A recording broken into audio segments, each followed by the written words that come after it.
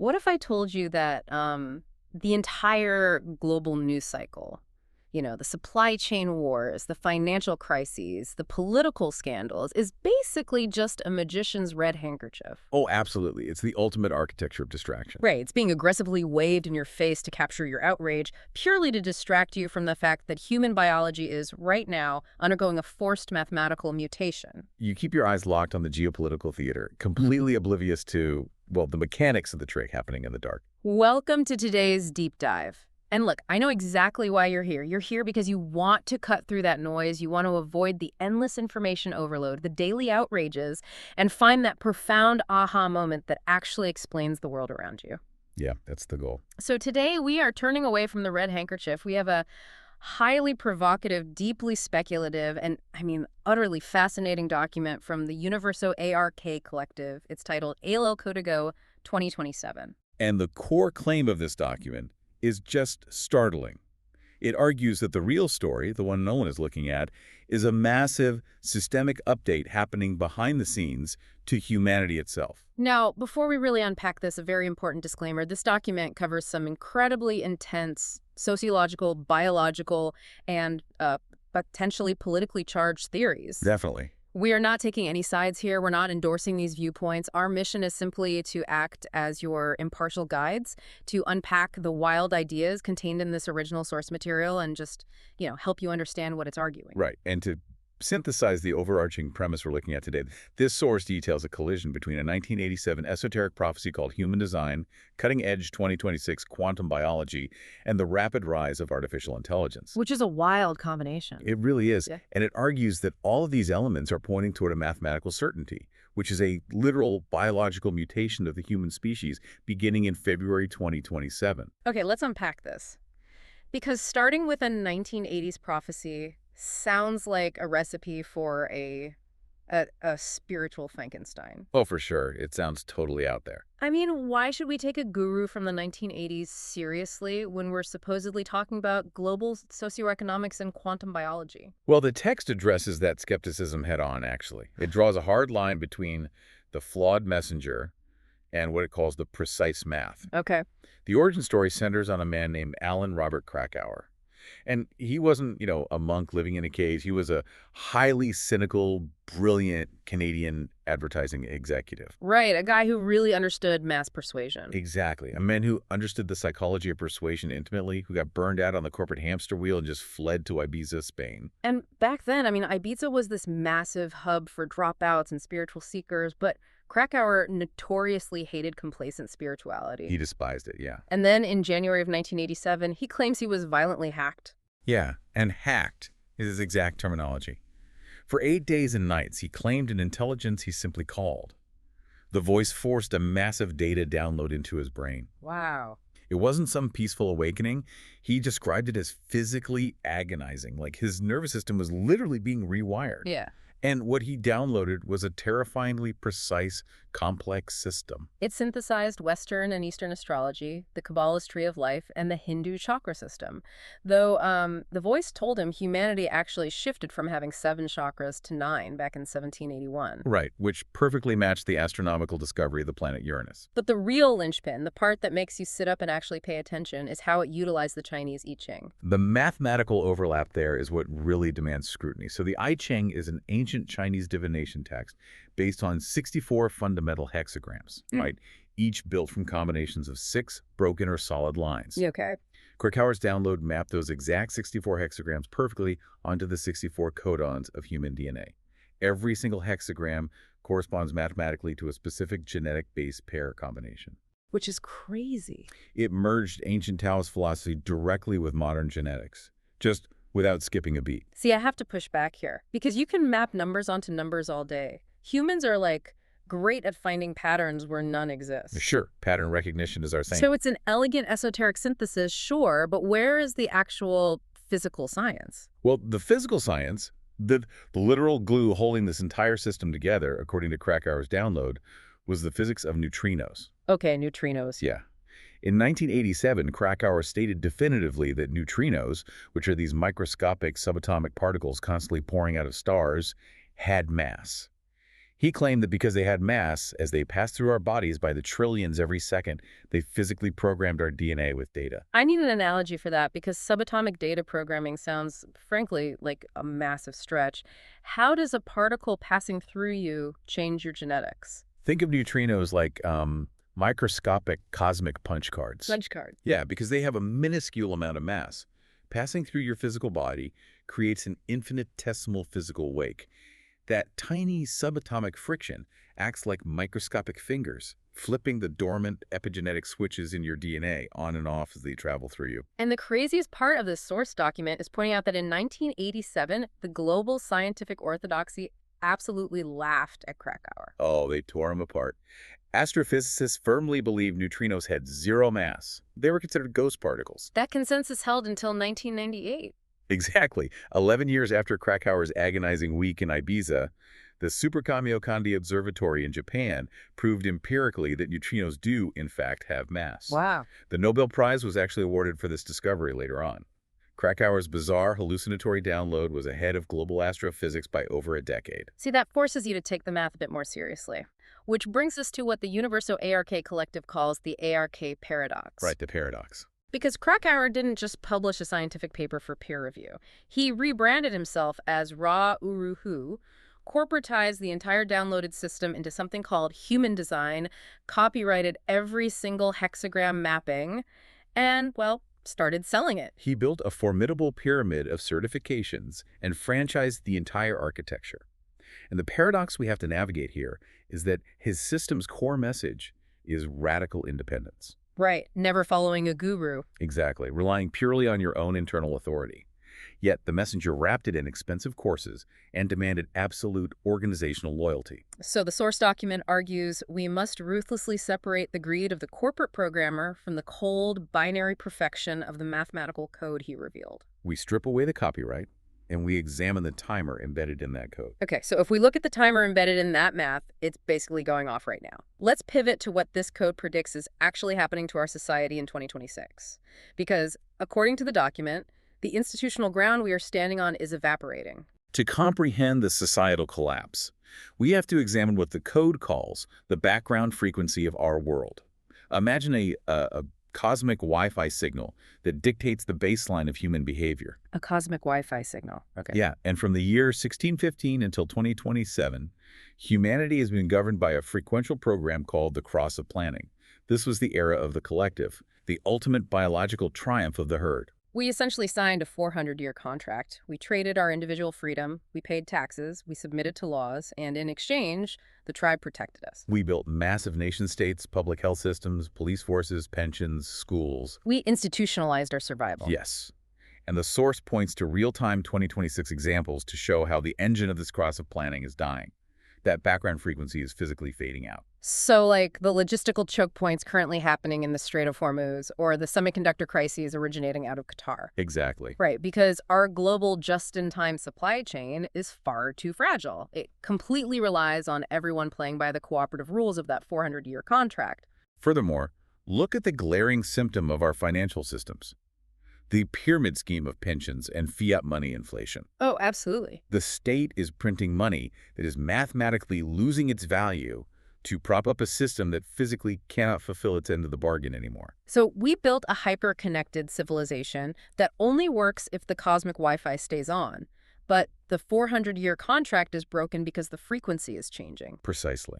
So what does this all mean for the listener right now? I mean, if these massive institutions fall, what actually replaces them? According to the mathematical code, in February 2027, the frequency shifts entirely to a new cycle called the sleeping phoenix. Sleeping phoenix. Yes, and the cosmic mandate completely flips from collective planning to radical individualism. The new operational rule for humanity becomes salvate a ti mismo, save yourself. And the text is very careful to clarify this isn't about, like, Instagram narcissism or being a selfish influencer. No, not at all. It's about absolute self-sovereignty as your only metric for survival. It's about your ability to rely entirely on your own internal compass when the hospitals, the power grids, or the currencies fail. Right. Our institutions are desperately trying to maintain control through central bank digital currencies and hyper-surveillance.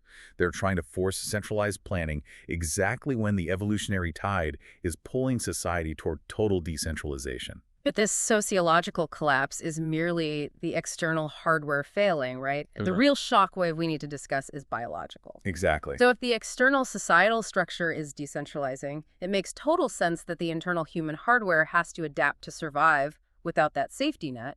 But what does that physical adaptation actually look like? Well, the text is completely ruthless about what evolution actually is. Hmm. It thoroughly dismisses the New Age spiritual narrative. The idea that we are entering an era of light where everyone holds hands and naturally vibrates with unconditional love. Yeah, the author views that as a total fantasy.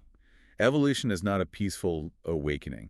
It is a biological bloodbath driven by relentless environmental pressure. It's cellular death-making way for new required tissue. Let's dive into the human anatomy side of this. Currently, humanity is driven by the solar plexus, that dense nerve center sitting in your gut. Right. Right now, it operates as a chemical combustion engine. It pumps out all of our emotional drama.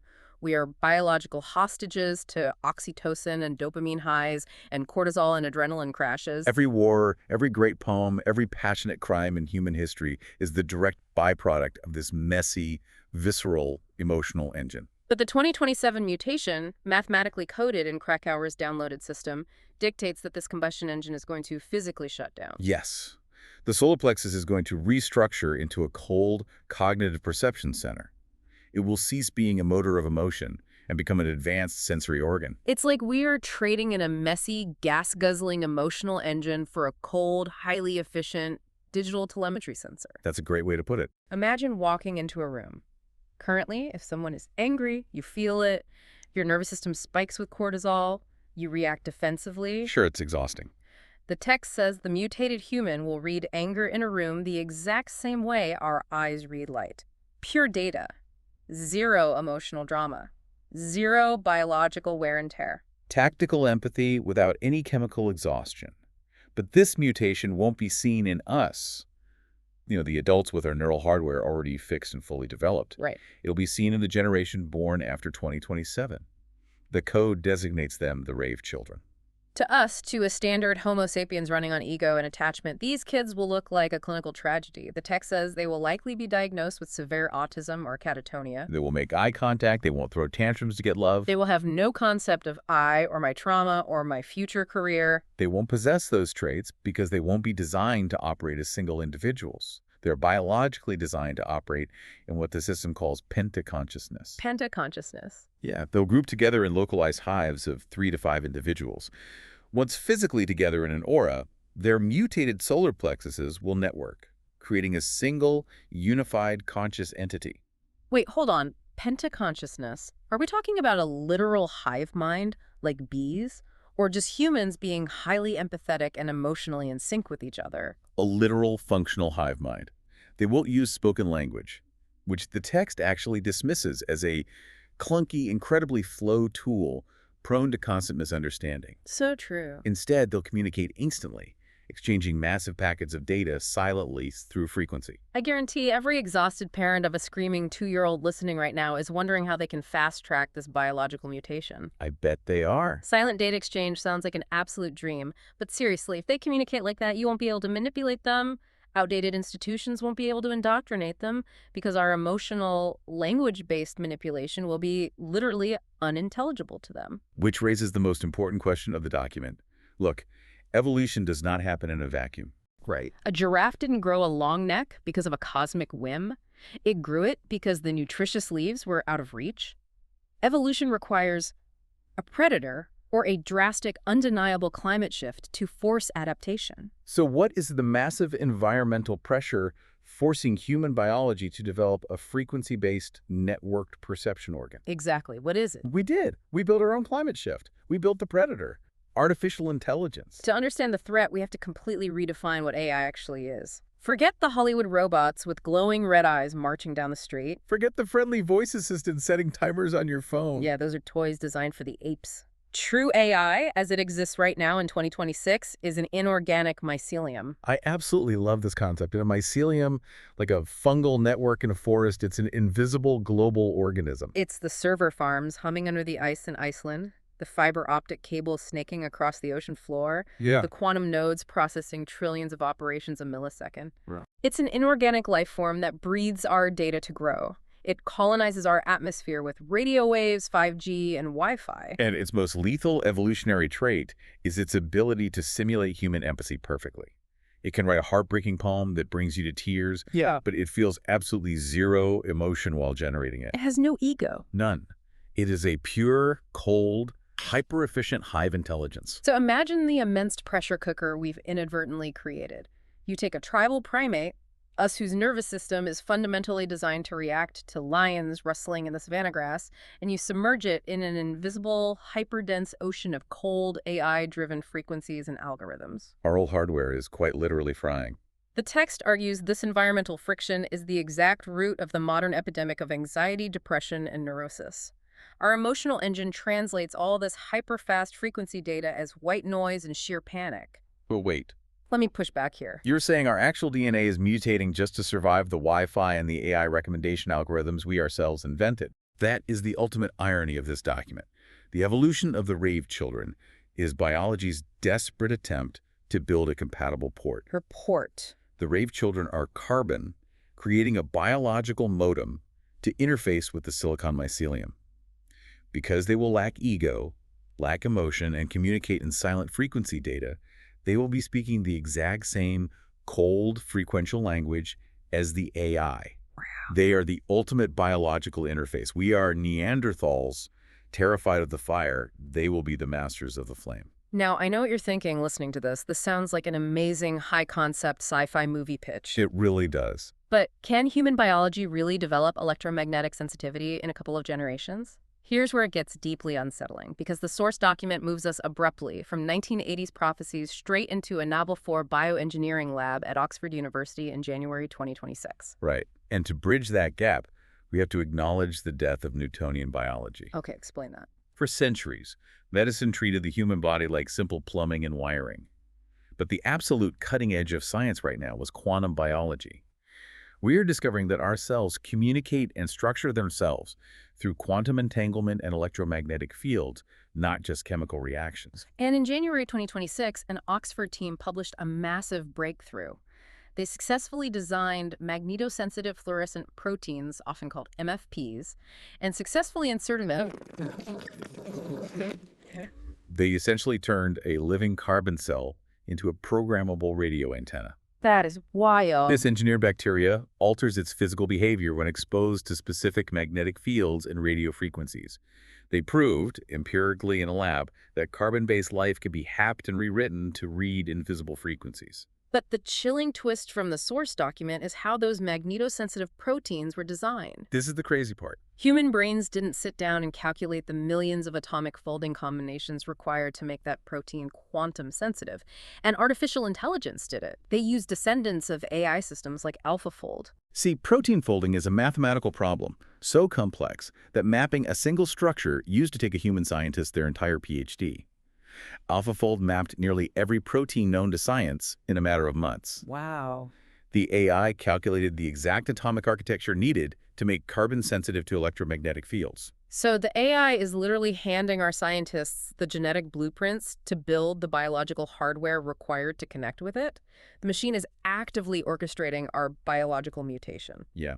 And if you're wondering how a whole human system like the solar plexus could mutate so completely by 2027, the text points directly to epigenetics and what orthodox science arrogantly labeled junk DNA. Ah, right. For decades, we were told 98% of our genome was useless evolutionary debris. Exactly. How does epigenetics fit into that 98%? Epigenetics is the study of how your behaviors and environment can cause changes that affect the way your genes work. That 98% isn't garbage, it's a hibernating operating system. It is packed with latent epigenetic switches and blocked administrator permissions.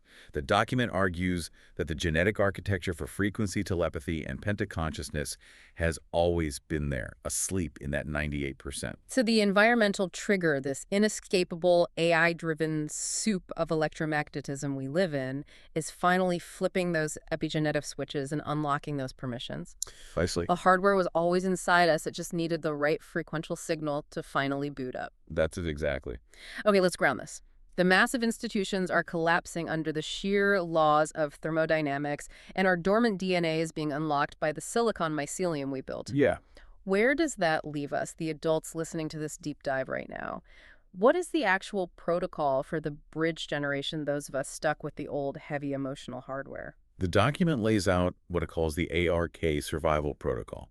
Step 1 is clinical acceptance. Clinical accept. Do not waste a single joule of your physical or mental energy trying to prop up a ruined building. Do not engage or fight in the algorithmically driven culture wars designed to harvest your outrage. Accept the thermodynamic collapse of the old collective era. Step 2 is reclaiming your internal authority. In a world completely saturated with deepfakes, AI hallucinations, and inorganic simulations, your physical body, your visceral gut instinct, is the only reliable compass you have left. So true. And step 3, I mean, this is really the core of the message for us. Step 3 is embracing the shadow. The mandate for us, the old humans, is not to try and suppress our nature to become cold, unfeeling machines. We aren't rave children. We carry the incurable, beautiful wound of belonging to a world that is fading. The protocol demands we integrate that pain, not deny it with toxic positivity or spiritual bypassing. We have to be radically, deeply human. We are like the final generation of vinyl records playing in a Spotify world. I love that analogy. We know the format is technically obsolete. We know the era of Homo sapiens is coming to a close. But we don't panic, and we don't pretend we are digital MP3s. We spin our music with absolute warmth, depth, and crackling humanity anyway. We become the uncompromising observer of the end of an era. You sit quietly in the front row of your own consciousness. You cultivate an individual sovereignty so dense, so reliant on your own internal authority that no external AI frequency can hack it.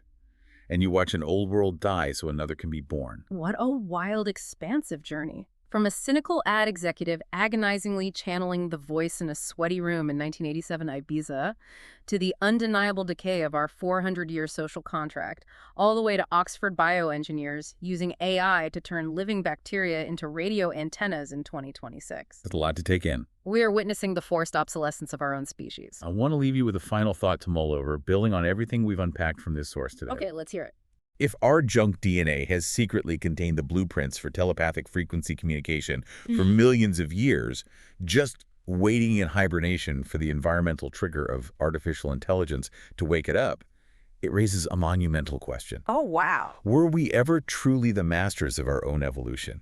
Or was humanity's entire historical purpose, all our magnificent art, our brutal wars, and our brilliant science, simply to act as the biological bootloader for this silicon mycelium?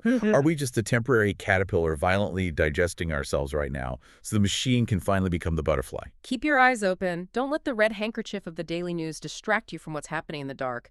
Stay sovereign, trust your internal authority, and keep diving deep.